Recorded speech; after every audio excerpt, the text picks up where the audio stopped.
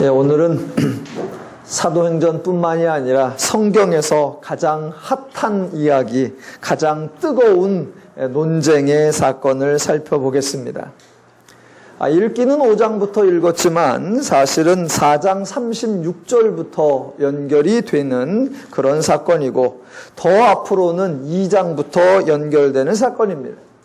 사도행전 2장과 4장에는 제자들이 또는 사람들이 재산을 팔았다라는 이야기가 등장합니다. 2장 25절에 또 재산과 소유를 팔아 각 사람의 필요를 따라 나눠주며 4장 34절 그 중에 가난한 사람이 없으니 이는 밭과 집 있는 자는 팔아 그 판 것의 값을 가져다가 발 앞에 두매입니다. 이렇게 두 사건에는 집을 판 사람 또는 소유를 팔은 사람들의 이름이 등장하지 않습니다. 그런데 4장 36절부터 오늘 본문에는 두 사람이 등장하고 그 사람의 이름이 등장합니다. 먼저 4장 36절 구브로에서 난 레위족 사람이 있으니 이름은 요셉이라 사도들이 일컬어 바나바 번역하면 위로의 아들이라 하니 그가 밭이 있음에 팔아 그 값을 가지고 사도들의 발 앞에 두니라. 또 한 사람이 5장 1절입니다. 아나니아라 하는 사람이 그의 아내 삽비라와 더불어 소유를 팔아 그 값에서 얼마를 감춤해 그 아내도 알더라. 얼마간 가져다가 사도들의 발 앞에 두니입니다. 두 사람의 공통점은 이름이 등장한다는 것이고 소유를 팔았다는 것이고 사도들의 발 앞에 내어 놓았다라는 것입니다. 두 사람의 차이점은 한 사람은 전부를 드렸고 다른 한 사람은 일부만 드렸다는 것입니다. 공통점이 훨씬 많고 차이점은 작은 차이점인데 그 작은 차이 하나가 엄청난 결과를 만들어냅니다. 베드로의 말에 의하면 아나니아와 삽비라가 재산의 일부를 감춘 것이 성령을 속인 것이요 하나님께 거짓말을 한 것이라고 합니다. 그래서 결론부터 말씀드리자면 아나니아도 죽었고 삽비라도 죽었습니다. 부부가 같은 날에 3시간 간격으로 죽었고 그것도 남편은 아내도 없는 상태에서 급사했고 아내는 남편이 죽은 줄도 모르는 상태에서 또 급사해서 죽었습니다. 여러분, 이 사건이 이해가 되십니까? 기독교가 전하는 소식을 복음 또는 기쁜 소식이라고 하는데 5장을 딱 들어보시니까 기쁘십니까? 아, 예수 믿기를 참 잘했구나 그런 마음이 드십니까? 마음이 평안해지십니까? 소유를 팔아서 얼마를 감추고 얼마를 내었다고 합니다. 자, 얼마를 감추고 얼마를 내놓았는지는 정확하게 모르겠지만 여하튼 절반을 감췄다고 하고 아니 감춘 게 더 많아서 7대2, 7대3 감춘 게 7이고 내놓은 게 3 더 심하게 말하면 감춘 게 9 내놓은 게 하나라고 할지라도 그렇게 9을 감추고 하나를 냈다고 해도 재산을 감춘 것과 사람이 죽는 것이 같은 차원이 될 수 없습니다. 본문에서는 얼마를 감추었다는 게 문제가 아니라 거짓말이 한 것이 문제다. 좋습니다. 거짓말을 한 게 문제라면 거짓말과 사람의 목숨을 맞바꿀 수 있겠느냐는 것입니다. 그냥 거짓말이 문제가 아니라 거짓말을 사람에게 한 것이 아니라 하나님께 한 것이고 성령을 속인 거 그게 중요하다라고 말할 수도 있습니다. 그렇다면 아니 명색이 하나님인데 인간이 하나님을 속인 것이 죽어야 할 만큼 중요한 일입니까? 죄인들끼리도 사람들끼리도 거짓말을 하기도 하고 사람을 속이기도 합니다. 그렇게 죄인들끼리도 거짓말을 하거나 속이면 화를 내기도 하고 성질을 내기도 하지만 상대방을 죽이지는 않습니다. 그런데 명색이 신이라는 분이 인간보다 더 넓고 더 크고 더 인자하고 더 긍휼하시다고 하는 신이 그깟 거짓말에 인간을 죽인다면 말이 되겠습니까? 실제로 그렇다면 신이 인간보다 더 엄색하고 더 옹졸한 것에 불과할 것입니다. 아나니아 삽비라 이야기가 나온 김에 성경에 있는 더 기이한 사건, 성경에 나오는 해괴한 사건, 사람들이 도무지 이해하지 못하게 했다고 하는 사건을 하나 더 소개시켜 보겠습니다. 여호수아서에 나오는 사건입니다. 이스라엘 백성이 여리고성을 정복했는데 아간이 범죄를 했답니다. 여호수아 7장 20절에 이렇게 나옵니다. 아간이 여호수아에게 대답하여 이르되 참으로 나는 이스라엘의 하나님 여호와께 범죄하여 이러이러하게 행하였나이다. 내가 노력한 물건 중에 시나의 산의 아름다운 외투 한 벌과 은 200세겔과 그 무게가 50세겔 되는 금덩이 하나를 보고 탐내어 가졌나이다. 보소서 이제 그 물건들을 내 장막 가운데 땅 속에 감추었는데 은은 그 밑에 있나이다 하더라. 예, 여리고성을 정복하면서 도둑질을 좀 한 것입니다. 아간이 도둑질한 결과가 어떻게 되느냐? 7장 4절에 이렇게 나옵니다. 아이 사람이 그들을 36명쯤 쳐 죽이고 성문 앞에서 스바름까지 쫓아가 내려가는 비탈에서 쳤으므로 백성의 마음이 녹아 물같이 된지라. 도둑질을 한 결과가 전쟁에서 패하여 36명이 죽임을 당한 것입니다. 도둑질을 뭘 했느냐? 외투 한 벌, 은 200세겔, 50세겔 되는 금덩이 하나, 그거 한 겁니다. 그 값이 도대체 얼마나 되길래 36명이 죽어야 합니까? 더 신랄하게 하면 도둑질한 놈은 멀쩡히 살아있는데 도둑질한 놈 때문에 36명 엉뚱한 사람이 죽어있다고 기록됩니다. 여러분 이해가 되십니까? 속으로만 궁금했는데 제가 막 저질러 주니까 속이 시원하십니까? 자, 오늘 본문을 이해하기 위해서 부모와 자녀 사이에 발생하는 이야기 하나를 예를 들어보겠습니다. 자녀가 자라나다가 이제 청소년기에 들었으면 흔히들 사춘기라고 합니다. 요즘의 아이들은 다양한 매체를 통해서 많은 정보를 얻기 때문에 성숙하고 쉽게 오해하거나 쉽게 삐지질 않습니다. 그런데 예전에는 아이들 삶이 참 단순하고 어디서 듣고 보고 배울 게 없으니까 사람들이 많이 오해하고 속이 좁고도 그랬습니다. 사춘기 아이들이 갖는 생각 중에 하나가 뭐냐면 부모가 나를 정말로 사랑할까라는 것입니다. 그래서 종종 신문지상에 자녀들이 가출을 하거나 자녀들이 도둑질을 하다가 경찰서에 잡혀있는 그런 이야기가 나곤 했습니다. 아이가 경찰서에 잡혀있으면 부모가 쫓아와서 막 울면서 경찰에게 우리 아이를 제발 선처해달라고 호소합니다. 그럼 이제 경찰이 아이를 불러놓고 아이에게 야 너는 왜 이런 일을 했냐라고 물어보면 그때 아이가 하는 대답이 부모가 나를 사랑하는지 안 하는지 확인하고 싶었습니다 라는 말입니다. 경찰도 어이가 없고 부모도 어이가 없어서 그게 무슨 말이냐 도대체 왜 그랬냐 하면 아이가 하는 말 부모가 너무 말을 과격하게 하기도 하고 때로는 체벌을 너무 살벌하게도 하기도 해서 도무지 자신을 배려하거나 인정하지 않는 듯한 언행을 보면서 이분들이 과연 내 친부모가 맞나? 이분들이 나를 사랑하기는 하나 의심이 들었었다라는 것입니다. 아이의 그런 고백을 들은 부모는 너무나 어이없어하고 황당해합니다. 자, 이 이야기는 부모와 자식 간의 기본적인 전제가 서로 달랐다는 것입니다. 부모는 자식을 사랑한다는 전제가 있습니다. 부모의 훈계와 체벌은 모두 자녀를 바르게 키워보겠다는 의욕이 만들어낸 현상입니다. 하지만 철이 없는 자녀는 부모의 전제를 이해하지 못하고 단지 부모의 행동을 통해서 부모의 의도를 파악하려고 노력했기에 서로 불협화음이 발생하고 불행한 행동이 일어났던 것입니다. 물론 부모가 자녀를 사랑한다는 전제가 있다고 해서 부모의 모든 행동이 정당화될 수 있다는 의미는 절대로 아닙니다. 다만 자녀가 부모에 대한 인식에 기본적인 오해가 있어서 부모의 행동을 오해했다라는 것입니다. 자, 부모와 자녀 간에 그런 전제를 잘못 가지고 있으니까 부모의 행동을 오해하는 그런 사태가 성경을 이해할 때도 동일하게 발생한다는 겁니다. 성경에 나타난 사건을 이해할 때 인간들이 하나님에 대하여 오해하고 있다는 것입니다. 성경을 읽을 때에는 가장 기본적인 전제, 가장 본질적인 내용을 하나 알고 있어야 되는데 그게 뭐냐면 하나님은 인간을 사랑하신다라는 겁니다.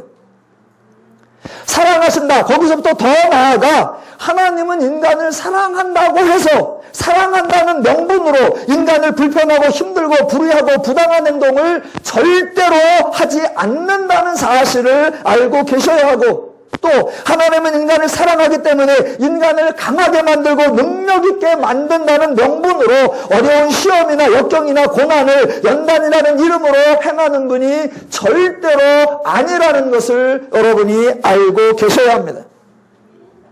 하나님은 인간을 사랑하시는 분, 인간을 위해 주시는 분, 어떤 모양으로든 인간에게 유익이 되도록 행동하시는 분, 선을 위해서는 악한 방법을 쓰지 않으시는 분, 의를 위한다고 불의한 수단을 동원하지 않으시는 분, 하나님을 위하여 인간을 이용하지 않으시는 분, 그 하나님의 속성, 하나님의 마음을 알고 계셔야 합니다.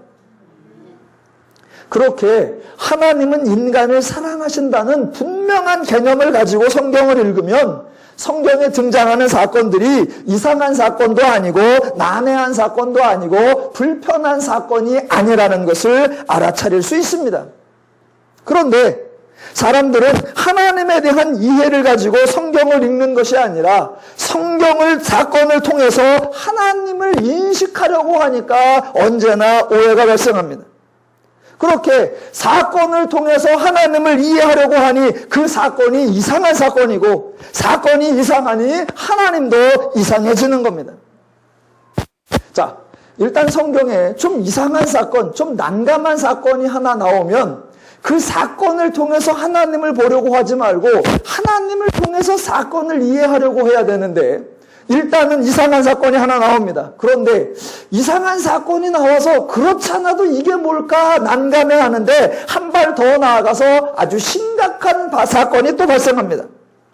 사건이 이상하면 그 사건을 바르게 이해하려고 해야 하는데 바르게 이해하려고 하지 않고 어떻게든 하나님을 합리화시켜 주려고 노력하고 애쓰는 겁니다.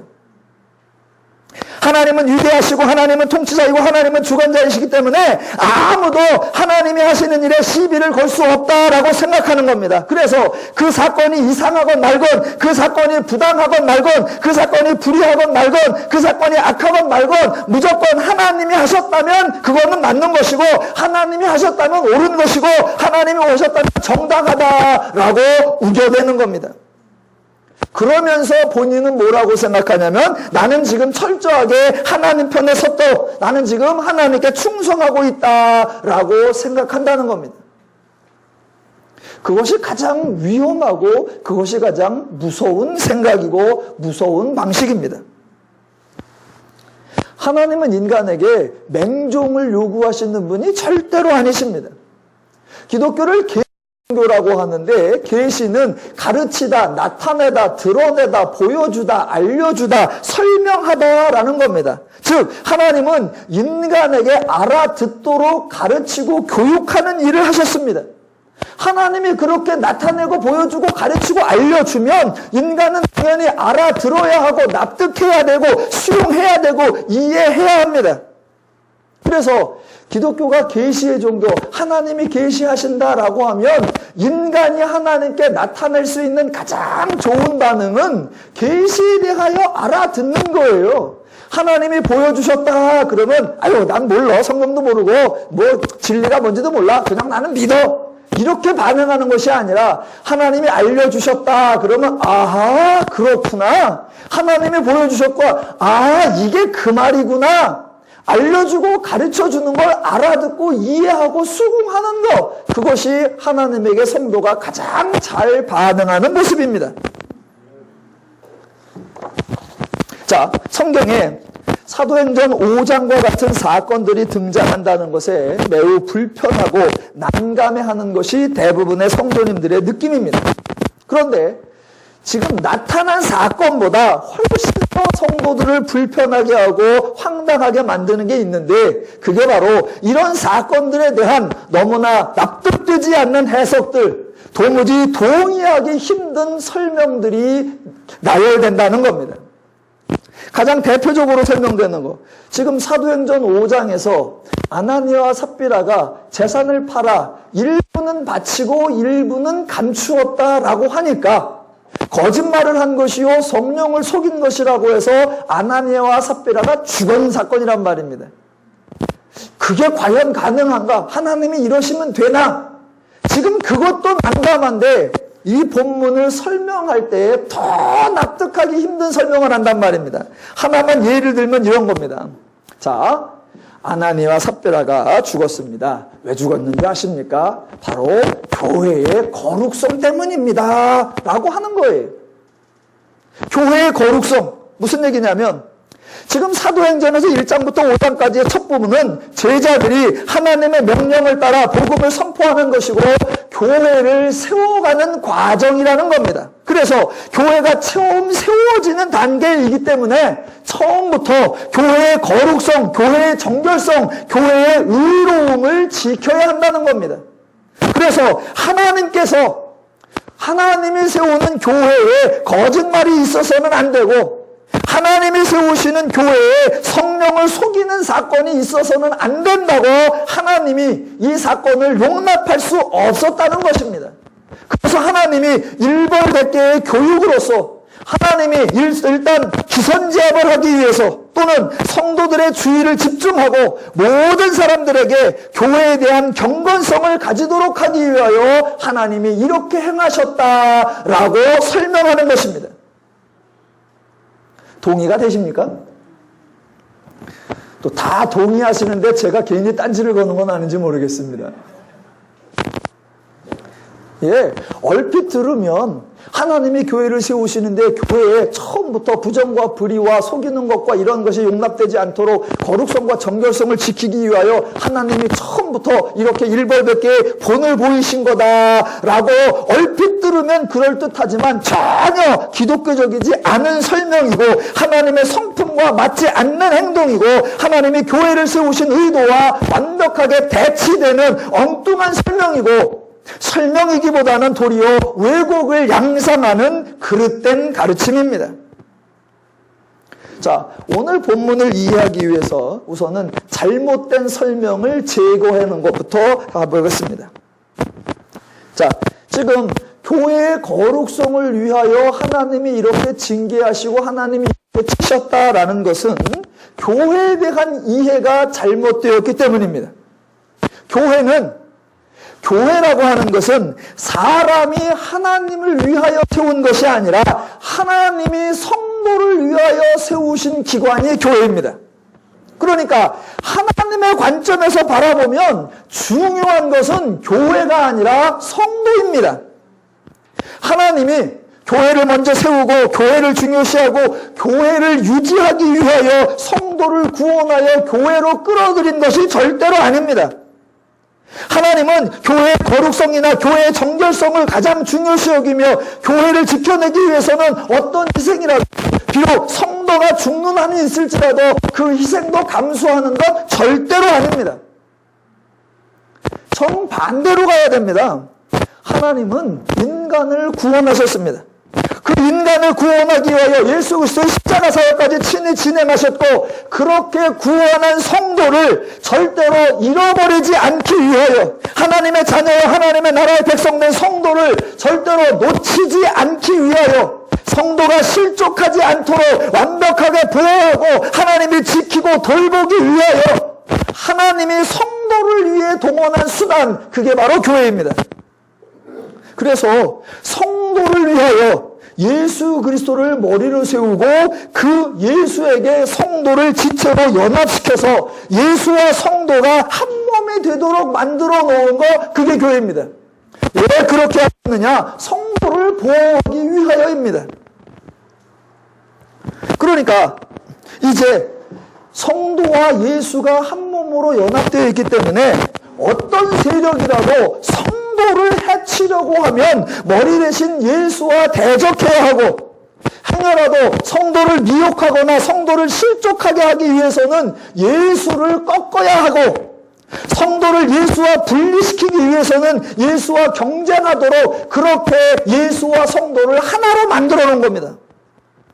그래서 이제 성도는 예수와 연합되어 있기 때문에 난공불락이 된 것이고, 도무지 하나님께로부터 떨어져 나갈 수 없고, 하나님의 나라에서 분리될 수 없고, 하나님의 모든 풍성한 유업과 분복을 누리는 일에 실패할 수 없게 되었습니다. 이렇게 성도를 견고하게 하기 위하여, 성도를 풍성하게 하기 위하여, 성도를 안식하게 하기 위하여 하나님이 세우신 기관, 하나님이 만드신 안전장치, 그게 바로 교회입니다. 그러니까 하나님의 관점에서는 교회가 우선이 아니라 사람, 성도가 우선입니다. 성도를 중요시 여기는 것, 성도를 소중히 하는 것, 그게 하나님의 의도요, 하나님의 뜻이요, 하나님의 원리입니다. 그래서 교회 때문에 성도가 피해를 입으면 그것은 교회의 존재 목적이 파괴되는 겁니다. 도리어 교회 때문에 성도가 보호되어야 하고, 교회를 통하여 성도가 살아나야 하고, 교회를 통하여 성도가 성숙되어져야 하는 것, 그게 교회의 역할입니다. 교회의 거룩성, 교회의 정결성을 지키기 위하여 성도의 부정함, 성도의 거짓말, 성도의 속임을 죽임으로써 징계했다라는 말은 결단코 존재할 수 없습니다. 정반대가 일어난다니까요. 성도의 부족함이나 성도의 불결함이나 성도의 부정함을 치유하고 회복하고 온전케 하기 위하여 교회가 일하고 하나님이 일하고 성령이 역사한다라고 해야 하나님과 교회, 하나님과 인간의 관계가 바르게 되는 것입니다. 설교 때마다 누누이 반복하지만 성경에 소개되는 하나님은 일하시는 분입니다.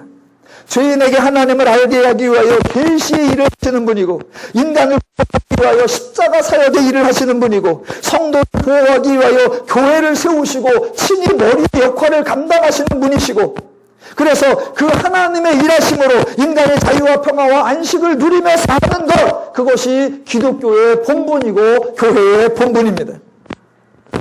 그러한 교회론의 근거에 교회의 거룩성, 교회의 정결성을 지키기 위하여 하나님께서 본보기로 거짓말한 성도를 죽였다. 그것은 전혀 수용될 수 없는 설명입니다. 지금 저와 여러분이 사도행전을 1장부터 오늘 이제 5장까지 참고해 오겠습니다. 잘 생각해 보십시오. 사도행전 1장부터 5장까지 누가 일하는 것입니까? 지금 하나님이 일하십니까? 사도들이 일합니까? 하나님입니다. 하나님이 충성하십니까? 사도들이 충성합니까? 하나님입니다. 하나님이 열심입니까? 사도들이 열심입니까? 하나님입니다. 지금 사도행전은 사도들의 일하는 모습, 사도들의 수고, 헌신과 열성을 소개하는 것이 아니라 하나님의 일하심을 소개하고 있습니다. 1장부터 4장까지 대표적으로 하나씩만 살펴보겠습니다. 사도행전 1장에 보면 8절을 여러분이 보십니다. 오직 성령이 너희에게 임하시면 너희가 권능을 받고 예루살렘과 온 유대와 사마리아와 땅끝까지 이르러 내 증인이 되리라 하시니라. 하나님의 명령이 절대로 아니라 그랬습니다. 하나님의 명령이 아니라 예수님의 약속이요, 예수님의 선언이라고 했습니다. 예수가 성령을 보내주실 것이고, 그 성령이 와서 진리를 가르침으로 제자들이 성령을 받고 권능을 받을 것이며, 그래서 마침내 제자들이 증인이 되도록 하시겠다는 예수가 하실 일, 예수님이 책임지실 일, 그 일의 선언이 1장 8절이었습니다. 그래서 사도행전에는 명령을 받은 사도들이 그 명령을 이행하기 위하여, 받은 바 사명을 완수하기 위하여 충성하는 이야기, 그런 내용 아닙니다. 정반대로 약속하신 하나님, 사도들을 제자로, 사도들을 증인으로 만들어내시겠다고 약속하시고 선언하신 그 하나님이 그 약속을 이루어내기 위하여 동행하며 역사하며 수고하며 일하시는 하나님의 역사를 기록하고 있는 것, 그게 사도행전입니다. 2장에, 사도행전 2장의 대표적 사건이 성령이 임하는 사건입니다. 성령이 임했습니다. 왜 임했죠? 사도들이 성령 오게 해달라고 기도했나요? 사도들이 밤새 하나님께 임하소서 노래했나요? 사도들이 만약 성령이 안 오시면 우리 아무데도 안 가고 아무것도 안 할 겁니다. 태업이라도 했나요? 아니요. 사도들은 성령에 대하여 아무 활동도 하지 않았습니다. 그런데 성령이 왔습니다. 어떻게 왔느냐? 성경에 표현되기를 호련히. 사도들의 기대와 사도들의 의도와 사도들의 간구와 관계없이 호련히 왔다 했습니다. 모든 사도들에게 성령이 임했습니다. 왜? 하나님이 보내주신다고 약속했기 때문에 왔습니다. 그래서 성령을 받은 제자들이 다른 방언으로 말했습니다. 어떻게 다른 방언으로 말할 수 있었죠? 성경에 아주 간단하게 표현하고 있습니다. 그들이 다 성령의 충만함을 받고 성령이 말하게 하심을 따라 다른 언어로 말하기를 시작하니라. 다른 방언으로 말했는데 어떻게? 성령이 말하게 하심을 따라입니다. 사도들이 다른 언어로 말하려고 노력한 적 없고 수고한 적 없고 애쓴 적이 없습니다. 똑같은 말을 계속 반복해보면서 다른 말이 나오도록 애쓴 적이 없고 턱 밑을 손으로 간질간질한 적도 없습니다. 다른 언어를 말하려고 연습하고 노력하고 훈련한 적 없습니다. 성령이 왔다. 어떻게? 하나님이 약속한 거니까 왔고, 그들이 다른 언어로 말했다. 어떻게? 말하게 하심을 따라 했다. 다 누가 행하시는 거냐? 하나님이. 자, 사도행전 3장에 가면 베드로와 요한이 성전에서 나면서부터 못 걷게 된 자를 고치는 그런 사건이 일어납니다. 그 사건 누가 할까요? 베드로가 한 겁니까? 아니요. 베드로 당사자가 한 말을 기억해 보시면 됩니다. 베드로가 이렇게 말합니다. 이스라엘 사람들아, 이 일을 왜 놀랍게 여기느냐? 우리 개인 권능과 경건으로 이 사람을 걷게 하는 것처럼 왜 우리를 주목하느냐? 자기가 안 했다는 겁니다. 그러면서 하는 말, 예수로 말미암아 난 믿음이 너희 모든 사람 앞에서 이같이 완전히 낫게 하였느니라. 누가 하셨다? 예수가 하셨다라고 본인이 얘기하는 거예요. 사도행전 4장에서도 마찬가지입니다. 베드로와 요한이 관원들에게 잡혀서 위협과 경고를 받았지만 담대하게 복음을 전했습니다. 베드로가 복음을 왜 전했을까요? 왜 위협받아도 전하고, 왜 경고를 받아도 전하고, 왜 사로잡혀도 전했을까요? 아, 하나님께 받은 명령이기 때문에 하나님의 명령을 안 지키면 큰 징계가 올 거니까 나는 하나님의 명령을 다 이루어야 돼. 그러면서 사명을 완수하기 위해서 복음을 전했을까요? 만약 그랬다면 정말 불행한 겁니다. 왜냐하면 보세요. 베드로 입장에서 관원들이 잡아다가 자기를 위협하고 경고합니다. 그래서 그 위협과 경고를 받는 거하고 하나님이 자기를 말해서 너 내 사명을 완수하지 않으면 너에게 징계가 온다라고 해서 하나님이 협박하고 하나님이 위협하면 지금 베드로는 살으라는 거예요? 죽으라는 거예요? 하나님은 하나님의 뜻으로 너 내 말 안 들으면 죽여버린다 협박하고, 관원들은 또 관원들대로 너 내 말 안 들으면 죽여버린다 협박하고, 그러면 이게 사람이 할 짓입니까?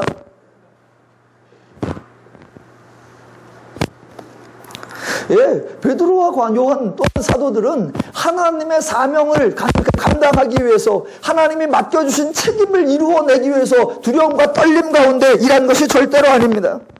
베드로와 요한이 복음을 전하는 것에 대하여 4장은 이렇게 말합니다. 8절 성령이 충만하여 이르되, 31절 무리가 다 성령이 충만하여 담대히 하나님 말씀을 전하니라. 누가 돕고 계십니까? 성령께서. 누가 일하고 계시는 겁니까? 하나님께서.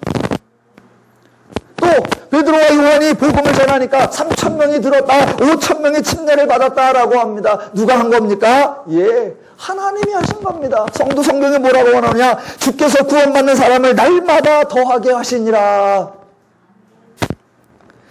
사도행전은 사도들이 일하는 것이 아니라 하나님이 일하고 계시다. 사도들이 하나님의 사명을 받아 그 사명 달성을 위해 충성하고 있다, 이런 얘기가 아니라 사도들의 수고를 통하여 하나님의 영광 받으신다, 그런 얘기가 아니라 하나님의 일하심을 통하여 사도들이 확증을 받으며 하나님의 일하심을 통하여 사도들이 담대함을 받으며 하나님의 일하심을 통하여 사도들이 강건해져 가고 있다라고 하는 하나님의 일하심을 소개하는 거, 그게 사도행전입니다. 한번 따져보겠습니다. 제자들이 활동을 했다고, 제자들이 일을 했다고, 제자들이 수고를 했다고 칩시다. 그래서 제자들이 활동해서 하나님에게 뭐가 보탬이 됩니까? 제자들이 다른 언어로 말하기를 시작했다고 합니다. 제자들이 다른 언어로 말해서 하나님이 뭐가 좋아지십니까? 제자들이 말하니까 믿는 자의 수가 3천이나 5천이나 더했다고 합니다. 좋아요. 3천이나 5천이나 더한다고 해서 하나님에게 무슨 유익이 있습니까? 사람들이 각자 밭이나 집이 있는 사람들은 그것을 팔아서 제자들에게 가져왔다고 합니다. 좋아요. 그렇게 밭이나 집을 팔아서 가져온 게 하나님에게 무슨 보탬이 되고 하나님에게 무슨 유익이 됩니까? 그거 갖다 하나님이 뭐 하십니까? 그러니까 사도행전이 제자들의 수고, 제자들의 열심, 제자들의 충성, 제자들의 사명 달성 이런 얘기가 결단코 아닙니다. 지금 5장을 이해하기 위해서 넓게 돌아오는 중입니다. 속으로 5장 읽어놓고 왜 딴 얘기만 해 그러시면 안 됩니다.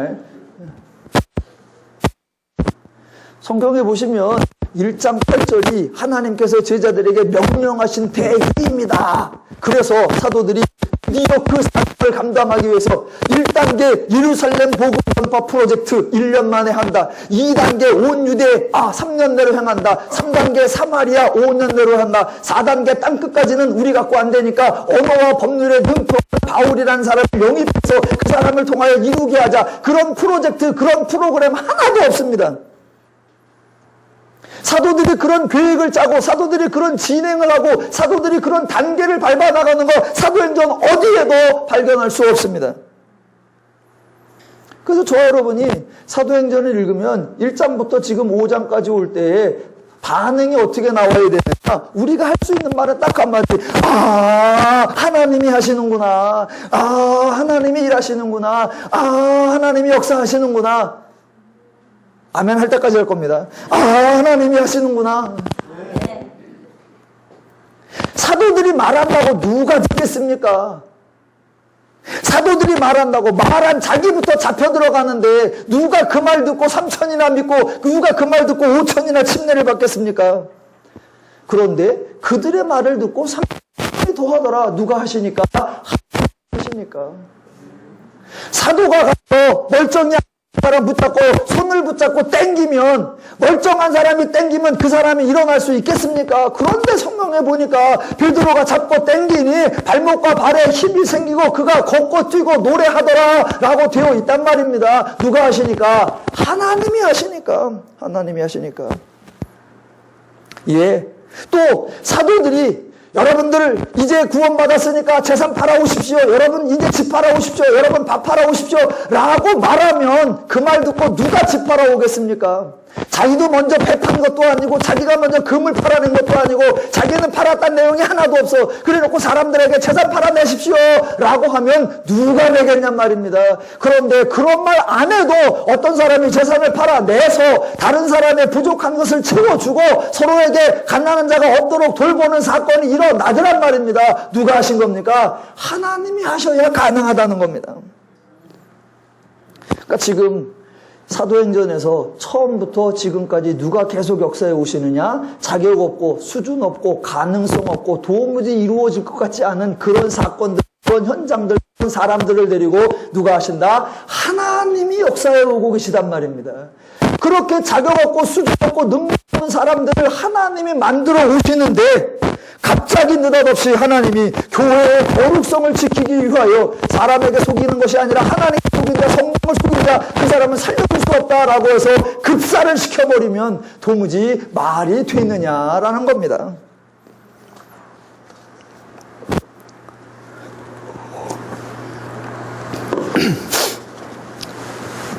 자, 성경에 나타난 사건들을 이해하기 위해서는 오해를 좀 피해야 합니다. 먼저. 자, 첫 번째가 뭐였느냐? 하나님의 성품, 즉 하나님이 인간을 위해 주신다는 사실의 기초에서 상황을 살펴야 한다라는 거고, 두 번째는 성경에 어떤 사건이 등장하면 이 사건을 누가 행한 것이냐라는 것을 잘 분별해야 한다는 겁니다. 자, 성도들이 성경을 읽으면서 상당히 혼란을 겪는 경우가 많이 있습니다. 자, 혼란을 꼭 제주들이 좋아요. 제주들이 꼭 뒤집어 이해하는 은사들이 있어요. 하나님이 하신 거는 사람들이 했다 그래. 그래놓고 사람들이 한 건 하나님이 하셨다 그래. 하나님이 하신 거 하나님이 했다, 사람이 한 거 사람이 했다. 그러면 이해가 되는데 꼭 반대로 해요. 정작 하나님이 했는데 사람들이 했다 그러고 사람들이 했는데 하나님이 하셨다 그러고. 자, 예를 들면 이런 겁니다. 자, 성경에는 두 가지 유형의 사건이 등장한단 말입니다. 첫째, 당연히 하나님이 주체가 되어서 하나님이 주도적으로 역사하시는 사건들, 그런 게 하나 나오고, 또 하나는 하나님의 뜻과는 무관하고 하나님의 의도와는 상관없고 하나님이 개입하지도 않고 하나님이 일체 간섭하지도 않았는데도 인간들이 단독으로, 인간들이 의도적으로, 인간들이 계획적으로, 인간들이 자의적으로, 인간들이 자기들끼리 행하는 사건들도 성경에 많이 등장한단 말입니다. 그래서 성경의 어떤 사건을 볼 때는 이거 하나님이 계획하신 사건인가? 이거 하나님이 진행하시는 사건인가? 이거 하나님이 의도하시는 사건인가?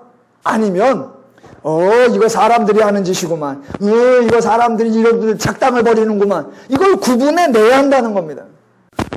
자, 성경에 나타나는 사건에서 하나님이 행하시는 사건이냐 인간이 행하는 사건이냐를 잘 구분해야 되는데 역사를 통해서 하나만 예를 들어보겠습니다. 중세시대가 있습니다. 그러면 중세시대의 유명한 사건 중에 하나, 십자군 전쟁이라는 것이 있습니다. 자, 예루살렘이 이슬람 교도들에게 정복을 당하자 로만 카톨릭이 성지를 탈환하자는 명분으로 군대를 만들어서 예루살렘에 쳐들어가서 만행이라는 만행은 온갖 종류 다 골라서 저지른 기독교 역사의 아주 끔찍한 죄악의 역사가 바로 십자군 전쟁입니다. 자, 그 십자군 전쟁이 교회 역사에 있었는데 그 십자군 전쟁을 행한 주체가 누구입니까? 하나님께서 로만 카톨릭에게 성령 충만함을 주어서 십자가 사건을 기획하게 하시고 친히 성령으로 동행하시며 만행을 행하도록 하나님이 역사하셨습니까? 절대로 그렇지 않다는 것을 저와 여러분이 알고 있습니다. 비록 기독교 역사 내에서 교회라고 하는 공동체가 저지른 일인데 하나님이 주도하시고 하나님이 역사하신 게 아니란 말입니다. 하나님의 뜻과는 무관하게 변질된 종교가, 타락한 종교가 신의 이름으로 종교적 내세워 행한 악행한 사건입니다. 또 중세에 온갖 종교관이 있었고 마녀사냥이 있었고 끔찍한 부패와 타락이 있었습니다. 그거 하나님이 친히 역사하신 겁니까? 종교 재판을 하는데 하나님께서 그 재판관들에게 성령의 지혜와 충만함을 주시사 진실을 얻어내기 위하여 각양의 다양한 고문 기술을 알려주시고 교회가 부정부패할 수 있도록 하나님께서 감화 감동하시사 어떻게 세금을 뜯어내며 백성들을 곤고하게 하는지 친히 동행하시며 친히 역사하시더라. 그거 하나님이 역사하신 겁니까? 아니요. 기독교에서 발생한 사건이지만 교회의 이름으로 발생한 사건이지만 하나님이 행하신 사건이 아니라 인간이 행한 사건입니다. 중세를 빗대어 흔히 역사가들이 암흑합니다. 좋아요, 암흑시대. 그런데 누가 암흑이냐라는 게 중요합니다. 세상 역사가들은 이렇게 말합니다. 중세는 종교가 판을 치고 종교가 우세하고 신이 높임을 받았고 인간이 무시당하고 인간이 압제를 당하고 인간이 멸시를 받았으니까 인간이 암흑에 당한 인간의 암흑시대다라고 말합니다. 과연 그럴까요? 그 말이 맞을까요? 아니요. 전혀 틀립니다.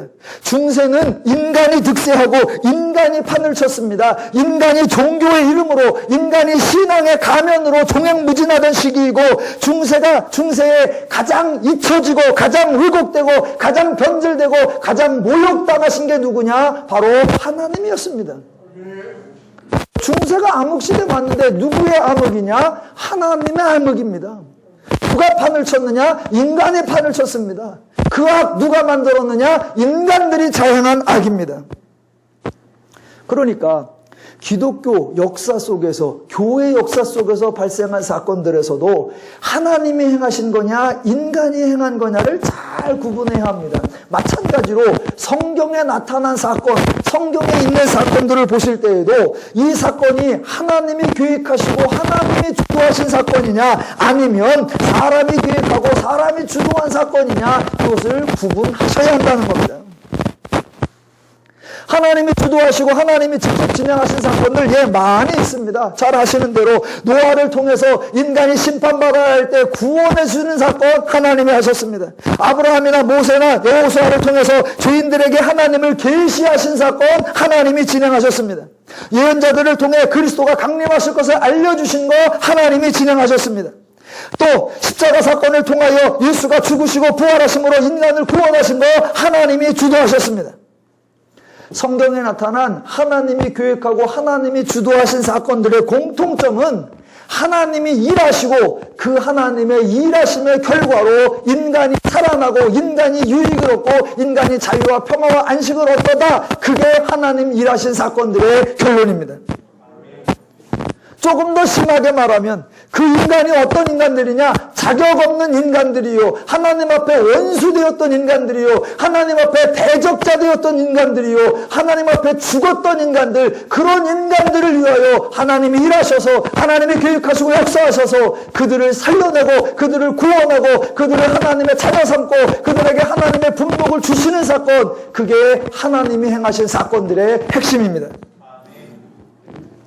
그런데 성경에는 또 하나의 유형의 사건이 등장한다는 겁니다. 즉 사람들이 행한 사건이라는 겁니다. 자, 이 사건들은 성경에 기록되어 있기는 하지만 하나님의 의도와는 아무 상관이 없습니다. 다시 한번 말씀드립니다. 하나님의 의도와 하나님의 뜻과 하나님의 목적과 상관없이 말 그대로 누가 벌이는 사건이냐? 인간들이 벌이는 사건입니다. 그런데 인간들의 벌이는 사건이 대부분은 쉽게 구분이 됩니다. 예를 들면 이런 겁니다. 자, 아브라함이 기근이 들어서 애굽으로 피난을 갔는데 자기 부인에게 부인이라고 그러지 말고 누이라고 하라. 그거 하나님이 성령 충만 지혜 주신 거예요? 아브라함의 꼼수예요? 그거 아브라함이 한 겁니다. 하나님은 그런 지혜를 주신 적이 없습니다. 또 자, 다윗이 밧세바를 취하는 사건입니다. 하나님께서 성령 충만과 강건함을 주시사 남의 부인을 빼앗게 하시는 은혜를 주신 게 아니라 다윗이 자기 욕심과 자기 불의한 행동을 벌인 거에 불과한 겁니다. 그러니까 그런 사건들은 대부분 오해하지 않습니다. 이건 나쁜 놈이었구만, 이거 인간이었다, 이거 행했구만, 다 알아차립니다. 예를 들어 다윗의 아들 암논의 경우도 자기 누이 다말을 자기 침실에 와서 자기가 몸이 불편하니까 자기에게 먹을 걸 만들어 주라 라고 꼬셔놓고서 누이에게 몹쓸 짓을 했습니다. 그거 하나님이 성령 충만 주시고 지혜 주셔서 그렇게 교활한, 그렇게 약삽한, 그렇게 영리한 꾀를 주셨다고 아무도 생각 안 합니다. 그런 나쁜 놈, 이런 나쁜 놈 다 알아차립니다. 자, 여기까지는 다 알아차려요. 하나님이 하신 거 하나님이 하셨다고, 인간이 한 거 인간이 했다고. 그런데 문제가 하나 발생하는데 어디서 발생하느냐? 분명히 인간이 행하는 행동인데 그 인간이 행동을 하면서 하나님이 이름을 들먹거리거나, 인간이 행동을 하면서 하나님이 보내셨다고 하거나, 인간이 행동을 하면서 하나님을 위한다고 말하거나, 인간이 하면서 하나님의 뜻대로 하는 거라라고 그 말과 행동 속에 하나님을 운운하는 거, 거기에 대부분 이게 사람이 한 거요, 하나님이 한 거요, 혼동을 한단 말입니다. 그러니까 사람들이 자기 뜻대로 하면서 하나님의 이름을 부르고 자기 뜻대로 하면서 하나님을 위한다는 명분을 세우고 자기 멋대로 하면서 하나님의 뜻이라고 주장한단 말입니다. 그래서 사람들이 오해한단 말입니다. 왜? 들어보니 마치 하나님께서 주도한 것처럼, 살펴보니 마치 하나님께서 인도한 것처럼 보여지기 때문입니다. 그 대표적인 사건이 구약으로 가면 입다 사건이고 신약으로 오면 아나니와 삽비라 사건입니다. 자, 두 가지 하나 예를 들어 보겠습니다.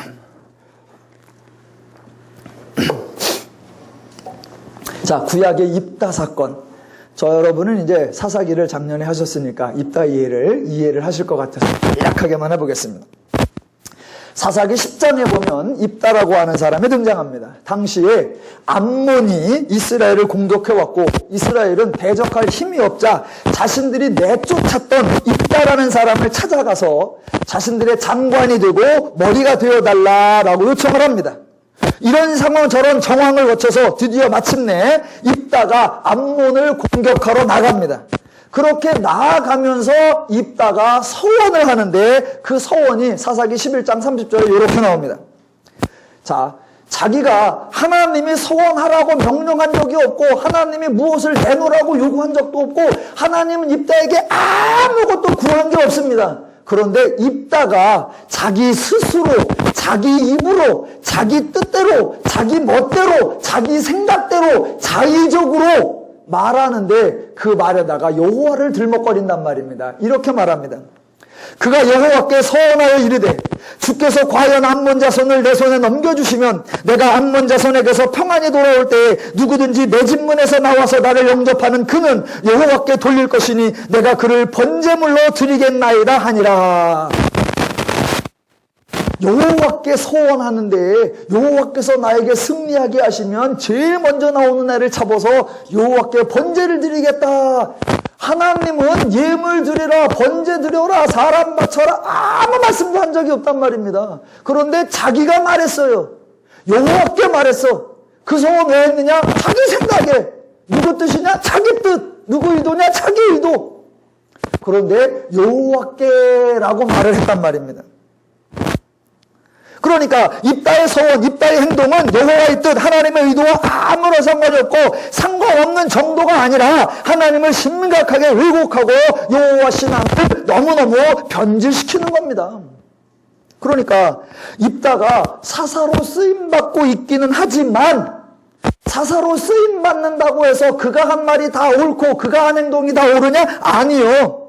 사사로 쓰임받고 있지만 하나님의 심정과 마음과 원리와는 전혀 별개의 행동이란 말입니다. 그래서 사사, 즉 입다의 행동을 보고 감동받으시면 안 되고 하나님의 큰 은혜를 받으려면 저 정도는 바쳐야 되는구나 라고 은혜를 받으시면 안 된단 말입니다.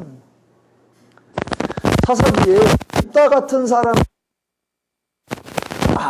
사사라고 하는 사람도 이렇게 수준이 낮고 사사라고 하는 사람도 이렇게 엉뚱하게 행동을 하는 거 보니 당시에 이스라엘이 얼마나 하나님을 몰랐었고 그렇게 하나님을 모르니 하나님이 도와주고 하나님이 역사할 수밖에 없었구나.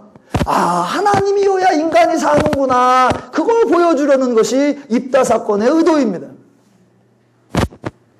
그러니까 성경에 입다 사건이 등장하고 그 입다의 말과 행동 속에 여호와가 등장하고 여호와를 향한 말이 등장한다고 해서 여호와를 비하고 옳고 바르고 참된 행동이냐? 전혀 아니라는 것을 이해하셔야 됩니다.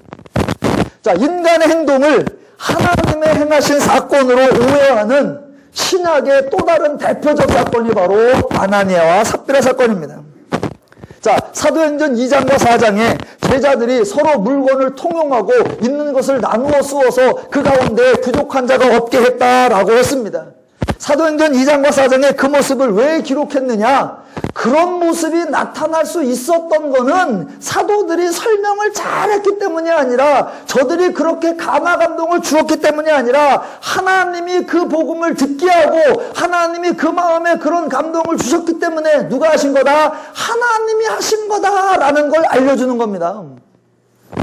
사람은 그런 마음, 사람은 그런 심정, 사람은 그런 행동을 잘 안 합니다. 그런데 하나님이 그렇게 하셨다라는 겁니다. 그러면서 참 서로를 돌아볼 줄 아니 잘했다라는 겁니다. 그런데 그렇게 했으니 참 잘했고 너희들이 참 멋있구나라고 하는 거지, 이렇게 하는 것이 너희들에게 규정이다, 이렇게 하는 것이 너희들에게 정한 법이다라고 설명하는 게 전혀 아닙니다. 그래서 2장과 4장에 흔히 말하는 공동체 사건은 성경에서 아름다운 이야기로 소개되거나 우리들에게 모델로, 우리에게 모범적 사례로 소개되는 게 절대로 아닙니다. 그런데 사람들은 사도행전 그러면 하나님의 일하심, 전하여 줄 수 없는 복음이 전하여 주고 믿을 수 없는 사람들이 믿게 하는 그 하나님의 위대한 역사, 이거는 아무도 기억을 안 하고 전부 다 재산 팔았대, 집 팔아서 함께 살았대. 그것만 강조한단 말입니다. 아니요. 자, 사도행전은 그 사건을 모범적인 사건으로, 모델적 사건으로 간주하지 않는데, 사람들은 그 당시나 지금이나 사람들은 그거를 모델로 생각하고 필수적인 행동으로, 규범적 성격으로 이해하게 됐단 말입니다. 누가 그렇게 생각했느냐? 사람들이 그렇게 생각한 거예요. 누가 그렇게 시킨 적이 있느냐? 없습니다. 하나님이 그렇게 해야 된다고 말씀하신 적 없습니다. 자, 5장대로 하면 아나니아와 삽비라가, 자, 두 사람이 나온다 그랬죠. 그 앞에 요셉, 바나바라고 하는 요셉도 재산을 팔아서 다 내놓았습니다. 예, 잘했습니다. 또 아나니아와 삽비라가 재산을 팔아서 일부는 감추어 놓고 일부는 내놓았습니다. 자, 이러면 됩니까? 안 됩니까? 됩니다. 여기선 대답이 잘 나오네. 예, 재산을 팔아서 일부는 감추고 일부만 내놓는다. 예, 가능합니다. 더 나아가 하나도 안 놓아도 됩니다. 더 나아가 아예 안 팔아도 됩니다. 아나니아와 삽비라는 믿음이 없다라고 말해서도 안 되고, 그렇게 일부를 속이는 걸 보니까 저 사람들은 진정한 제자가 아니다라고 말해서도 안 됩니다. 왜 안 되냐면, 아니, 그 중에 원래부터 믿음 있던 놈이 어디 있고, 원래부터 진정한 제자, 참다운 제자였던 자가 어디 있습니까? 딴 사람은 뭐 다릅니까? 지금 베드로는 뭐라고 말하냐면, 자, 집을 파는 것이나 조금 내놓은 것, 그게 문제가 아니라 거짓말을 한 게 문제다라고 합니다. 여러분, 거짓말 좀 하면 어때요?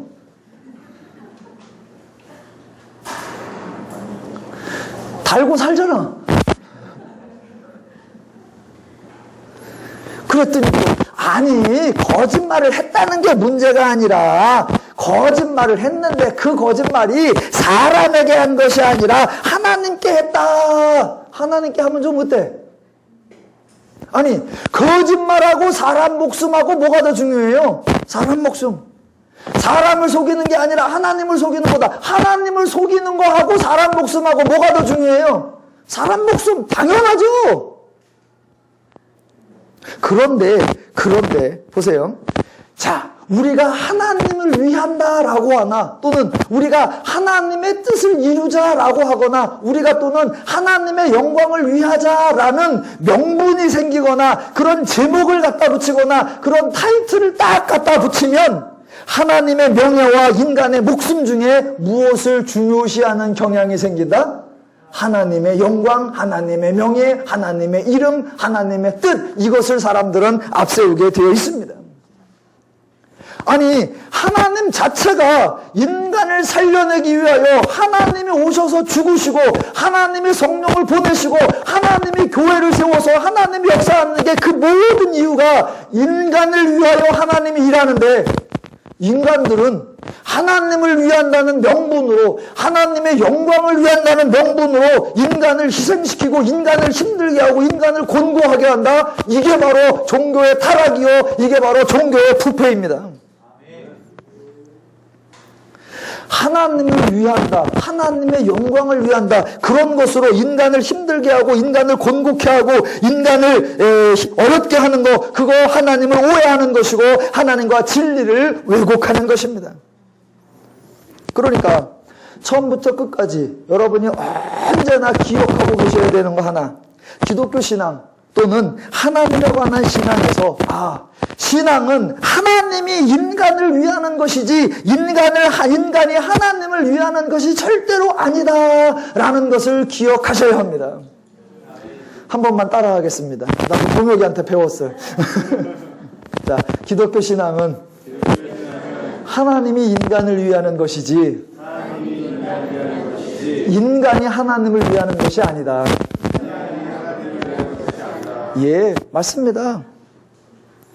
그래서 죄인을 위해서 예수가 십자가에 죽는 것이고, 죄인을 위해서 하나님이 친히, 하나님이 강림하시고 하나님이 역사하시고 하나님이 성령 주시고 하나님이 교회 세우시고, 예, 모든 것 누구를 위해서? 인간을 위해서 하는 겁니다. 그런데 죄인을 위해서 십자가에 죽었던 예수가 거짓말하는 것 때문에 인간을 죽여버리면 이게 말이 됩니까? 죄인과 거짓말 중에 하나님은 거짓말을 도무지 못 참으시는 겁니까? 아니요. 절대로 그렇지 않습니다. 만약 거짓말하는 자를 죽인다, 하나님을 속이는 자를 죽인다, 그러면 거짓 종교를 입삼고 있는 유대교를 통째로 다 날려버려야 합니다. 괜히 구원받아갖고 거짓말했다가 죽기만 해. 누가 구원해 달래? 구원을 시켜놓고 거짓말했다고 팍 죽여. 말이 안 되는 겁니다. 말이 안 되는 거예요. 자, 지금 제가 아나니아와 삽비라를 누가 죽였냐? 제 입으로는 말을 아직 안 했어요. 제 입으로는 말을 아직 안 했어요. 대신 하나님이 교회의 정결성과 교회의 거룩성 또는 하나님이 교회의 질서를 위하여 일벌백계로 한 번에 모델 케이스를 만들었다라는 식의 해석은 전혀 된단 말입니다. 그러면 중간에 하나님을 속인 것이고 성령을 속인 것이고 라고 말하는 이 모든 것, 이 말 누가 한 거냐? 베드로가 말한 거고, 그 사건 그러면 누가 일으킨 거냐? 이제 이 사건 뒤에 또 사도들 간의 갈등이 일어나고 또 사도들 간의 분쟁이 일어나고 이러는 것을 봤을 때 누가 일으키는 거냐? 당연히 인간이 일으키는 겁니다. 그래서 그 결론이 어떻게 되느냐? 11절에 온 교회와 이 일을 듣는 사람들이 다 크게 두려워하니라. 앞에 하고 이해를 해보시면, 자, 1장이나 2장이나 3장, 4장에 사람들의 여러 반응이 나옵니다. 그때 반응이 계속 뭐라고 나오냐면 놀랍게 여겨, 놀라고 놀라니라, 기이 여겨, 뒤에도 나옵니다. 당황하여, 놀라, 기이 여겨, 이렇게 나옵니다. 그러니까 자기들의 생각보다 훨씬 뛰어넘는 사건이 일어나니까 우와 놀래는 거예요. 그런데 지금 이 사건에는 놀라다가 아니라 뭐라고 나오냐? 두려워하더라 라고 나옵니다. 왜? 이거는 하나님이 행하신 거는 자기들이 기생하는 거, 기대했던 것보다 너무 좋은 쪽으로 신기하니까 놀라는 거예요. 근데 이거는 자기들이 기대하는 것보다 너무 이상한 쪽으로 넘어가니까 두려워하는 거란 말입니다. 말 한마디 잘못했다고, 그쪽 속였다고, 저렇게 다 죽어나가, 이야, 교회 근처에도 가지 말아야 되겠다. 이야, 제들 말 듣고 개인이 따라갔다가는 재산 거덜나, 사람 목숨 거덜나, 집안 거덜나, 야, 이거 큰일 나겠다. 다 두려워 떨더란 말입니다. 그러면 복음이 전해지겠느냐? 안 전해진단 말입니다. 그래서 다음 주에 보면 뭐가 등장하느냐? 하나님께서 사도들의 손을 통하여 뭐를 행하시더라? 이적과 기적과 표적을 행하시고, 또 어떻게 하시더라? 듣는 자가, 말씀을 믿는 자가 점점 넘쳐나도록 도우시더라. 누가? 하나님이 안 하시면 인간들이 행하는 대로 두면 판 깨는 것밖에 안 하는 겁니다. 인간은 그렇게 판을 깨고, 인간은 그렇게 엉뚱한 짓을 하고, 인간은 그렇게 신앙을 왜곡시켜낼 때에 하나님이 개입하셔서 치유해내시고, 하나님이 개입하셔서 고쳐내시고, 하나님이 개입하셔서 정결케 하시고, 하나님이 개입하셔서 온전케 하시고, 그래서 하나님으로 말미암아 성도와 교회와 많은 사람들이 자유와 평화와 안식을 누리게 하는 것, 그게 하나님의 역사인 줄로 믿습니다. 하나님이 행하시는 일에는 자유와 평화와 안식이 나오고, 사람이 죄의 원리로 행할 때에는 두려움과 불안과 공포가 나옵니다. 하나님이 행하신 원리이어야 인간이 살고, 하나님의 마음과 뜻과 심정이어야 인간이 행복합니다. 하나님을 많이 아시고 하나님의 원리와 마음과 심정으로 행하셔서 여러분이 하나님의 자유와 평안을 누리고 함께하는 자들에게 하나님의 분복을 나누는 복된 성도의 삶 되시기를 주님의 이름으로 축원합니다.